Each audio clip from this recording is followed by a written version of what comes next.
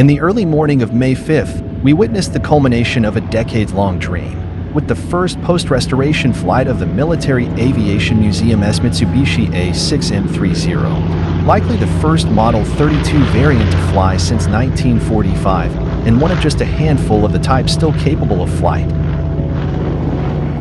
The museum's chief pilot, Mike Spaulding, was at the controls as the former Imperial Japanese Navy fighter lifted into the air from Payne Field in Everett. A small contingent of museum personnel and the restoration team at Legend Flyers cheered him on from the ground. It was a magical moment for all who witnessed it. As the sound of the Zero's engine echoed off the hangar walls, it was hard to fully comprehend the winding journey of survival this aircraft represents.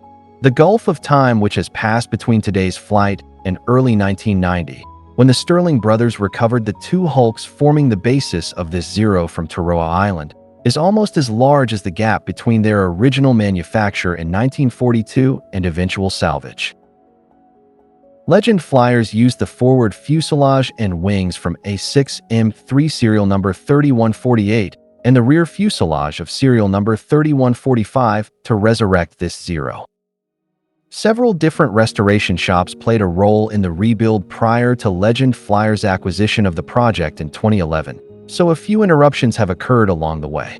When the Military Aviation Museum first became involved with the project in late 2020, the airframe, visually at least, seemed just weeks away from flying.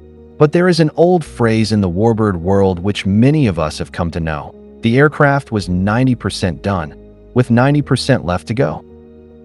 Well, the opportune moment finally arrived this morning, when Brad Pilgrim and museum chief pilot Mike Spaulding flew out to Everett to join Legend Flyers technicians Bennett Johnson and Dan Hammer as they pulled most panels from the airframe to check the functionality of the aircraft systems one final time.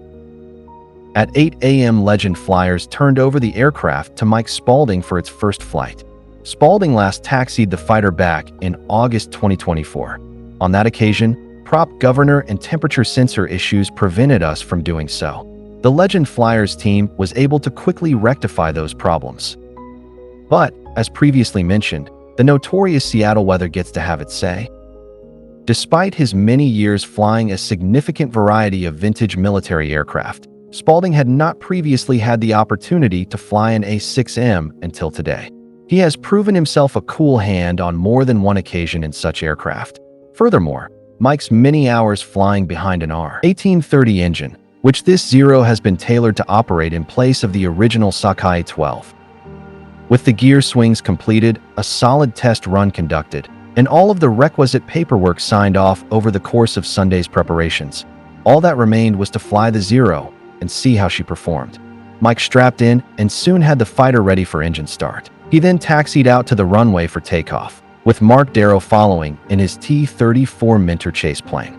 Darrow's role as chase pilot is to afford safety to the process, as he may be able to see issues external to the Zero that Spaulding could not see from the cockpit.